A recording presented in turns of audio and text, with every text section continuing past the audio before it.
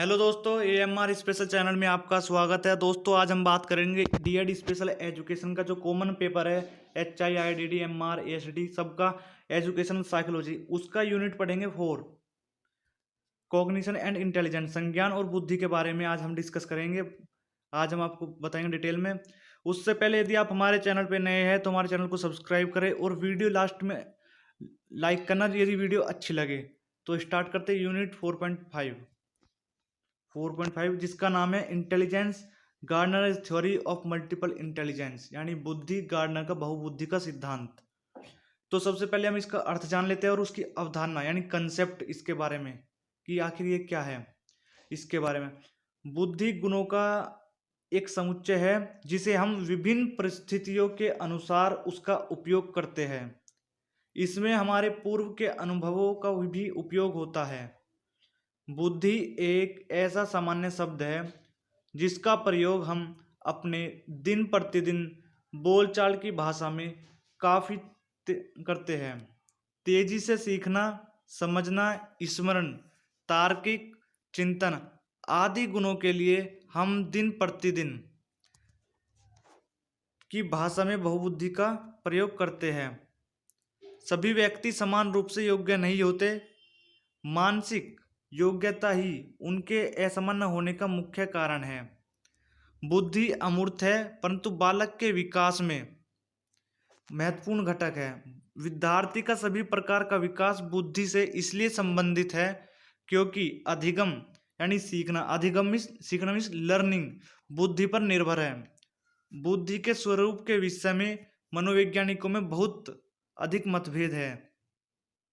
हमने इसके बारे में कि इसका बुद्धि का क्या अर्थ है, यानी बुद्धि का क्या अर्थ है, इसका कंसेप्ट के बारे में हमने पढ़ा। अब हम पढ़ेंगे इसकी परिभाषाएं। इसकी परिभाषाएं हम इनमें से कोई सी एक याद कर लेना आप। इसमें काफी परिभाषाएं दी हुई है, 4 परिभाषा है, लेकिन जब आप पेपर में लिख के आओ तो उसमें एक परिभाषा लिख कर आ जाना। इनमें से कोई सी चारों में से मैं आपको चारों पढ़ा रहा हूं, जो उनसी आपको आसान लगे उनसे कर लेना। तो पहले स्टार्ट करते हैं। वेसलर के अनुसार बुद्धि एक व्यक्ति की उद्देश्यपूर्ण कार्य करने, तर्कपूर्वक सोचने और अपने वातावरण के साथ सफलतापूर्वक व्यवहार करने की समुच्चय योग्यता है।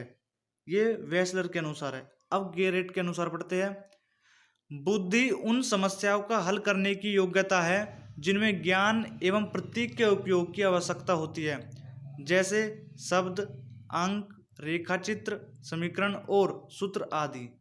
अब हम पढ़ेंगे इसकी तीसरी परिभाषा तीसरे लेखक की। टर्मन के अनुसार एक व्यक्ति उसी अनुपात में बुद्धिमान होता है जितनी उसमें अमूर्त चिंतन की योग्यता होती है।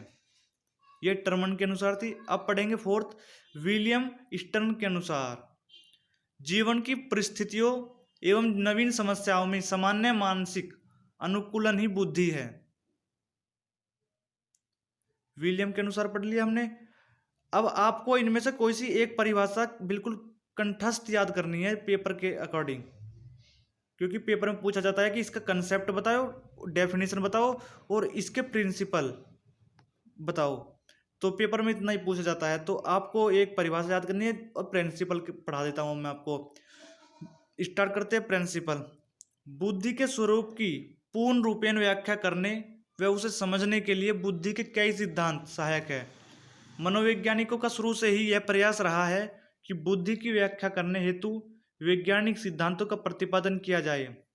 इस प्रयास के परिणाम स्वरूप बुद्धि के कई सिद्धांत हमारे सामने उपस्थित हैं, जिसमें से गार्डनर द्वारा प्रतिपादित बहुबुद्धि के सिद्धांत का विवरण निम्न प्रकार से है। गार्डनर के सिद्धांत को बहुबुद्धि का कहा गया है। गार्डनर के अनुसार बुद्धि का स्वरूप एकांकी न होकर बहुकारकीय होता है। उन्होंने बताया कि सामान्य बुद्धि में 6 से 7 तरह की क्षमताएं या बहुबुद्धि सम्मिलित होती है। यह क्षमताएं एक दूसरे से स्वतंत्र होती है तथा मस्तिष्क में प्रत्येक के संचालन के नियम अलग अलग है। यह 7 प्रकार की बुद्धि निम्न है। तो जो 7 प्रकार की बुद्धि निम्न है वो कौन कौन सी है? नंबर फर्स्ट, भाषाई बुद्धि, तार्किक गणितीय बुद्धि, स्थानिक बुद्धि, शारीरिक गतिक बुद्धि, और 6th कौन सी है? सॉरी सिक्स नहीं, फिफ्थ, सांगीतिक बुद्धि, व्यक्तिगत बुद्धि और अस्तित्ववादी बुद्धि। सबसे पहले हम पढ़ेंगे भाषाई बुद्धि के बारे में। इस तरह की बुद्धि में वाक्यों या शब्दों की बोध क्षमता, शब्दावली, शब्दों के बीच संबंधों को पहचानने की क्षमता आदि सम्मिलित होती है। ऐसी व्यक्ति जिनमें भाषा के विभिन्न प्रयोगों के संबंध में संवेदनशीलता होती है, जैसे कवि, पत्रकार। अब हम पढ़ते हैं तार्क गणितीय बुद्धि, सेकंड पॉइंट। इस बुद्धि में तर्क करने की क्षमता, गणितीय समस्याओं का समाधान करने की क्षमता, अंकों के संबंधों को पहचानने की क्षमता आदि सम्मिलित होती है। ऐसी बुद्धि में तर्क की लंबी श्रृंखलाओं का उपयोग करने की क्षमता होती है, जैसे वैज्ञानिक, गणितज्ञ। अब पढ़ते हैं हम थर्ड पॉइंट, स्थानिक बुद्धि। इसमें स्थानिक चित्र को मानसिक रूप से परिवर्तन करने की क्षमता, स्थानिक कल्पना शक्ति आदि आते हैं। अर्थात संसार को सही ने की क्षमता, उनकी मनोदशा को समझना, चित्त प्रकृति समझकर किसी नई परिस्थिति में व्यक्ति किस प्रकार व्यवहार करेगा आदि के बारे में पूर्व कथन करने की क्षमता से होता है। गार्डनर के अनुसार प्रत्येक सामान्य व्यक्ति में यह 6 बुद्धि होती है, परंतु कुछ विशेष कारणों जैसे आनुवंशिकता या प्रशिक्षण के कारण किसी व्यक्ति में कोई बुद्धि अधिक विकसित हो जाती है। ये सभी 6 प्रकार की बुद्धि आपस में अंतःक्रिया करती है। इसका जो थर्ड पॉइंट है, ये इसमें इतना ही लिखना काफ़ी है। नोट्स बना जब आप नोट्स बनाओ तो इसमें इतना लिखना काफ़ी है। तो अब पढ़ेंगे हम इसका फोर्थ पॉइंट क्या है, शारीरिक गतिक बुद्धि। इस तरह की बुद्धि में अपने शारीरिक गति पर नियंत्रण रखने की क्षमता, वस्तुओं को सही ढंग से समझने, घुमाने, उनके उपयोग करने की क्षमता सम्मिलित है। इस तरह की बुद्धि नृत्य व व्यायाम में अधिकतर होती है, जिसमें अपने शरीर की गति पर पर्याप्त नियंत्रण रहता है। साथ ही साथ इस तरह की बुद्धि की आवश्यकता क्रिकेट खिलाड़ी, टेनिस खिलाड़ी, न्यूरोसर्जन, शिल्पकारों आदि में अधिक होती है, क्योंकि इन्हें वस्तुओं का प्रयोग प्रवीणतापूर्वक करना होता है। अब हम पढ़ेंगे इसका फिफ्थ पॉइंट, सांगीतिक बुद्धि।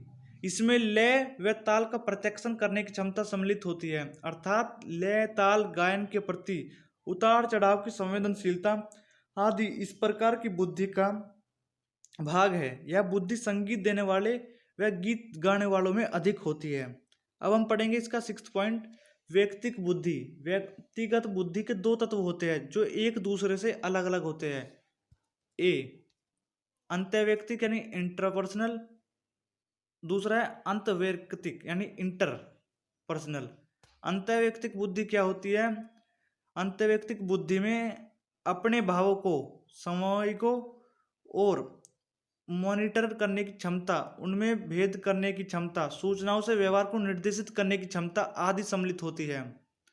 अंतर्वैयक्तिक बुद्धि में क्या है कि इसमें दूसरे व्यक्तियों के अभिप्रेरकों, इच्छाओं, आवश्यकताओं को समझने की क्षमता, उनकी मनोदशा को समझना, चित्त प्रकृति को समझकर किसी नई परिस्थिति में व्यक्ति किस प्रकार व्यवहार करेगा आदि के बारे में पूर्व कथन करने की क्षमता से होता है। अब हम पढ़ेंगे इसका सिक्स्थ पॉइंट। इसमें व्यक्ति मानव अस्तित्व की वास्तविकता, मृत्यु, जीवन आदि से संबंधित ज्ञान प्राप्त करने की उत्सुकता दिखलाता है। ऐसी बुद्धि की जरूरत बड़े बड़े दार्शनिक चिंतकों में अधिक होती है। यदि आपको हमारी वीडियो अच्छी लगी हो तो हमारे वीडियो को लाइक करना ना भूलो, चैनल को सब्सक्राइब करें ताकि आने वाला नोटिफिकेशन आप तक पहुंच सके। तो हमने आपको स्पेशल एजुकेशन D.Ed का नोट्स पढ़ा दिया है। हमारी वीडियो को लाइक करें। धन्यवाद।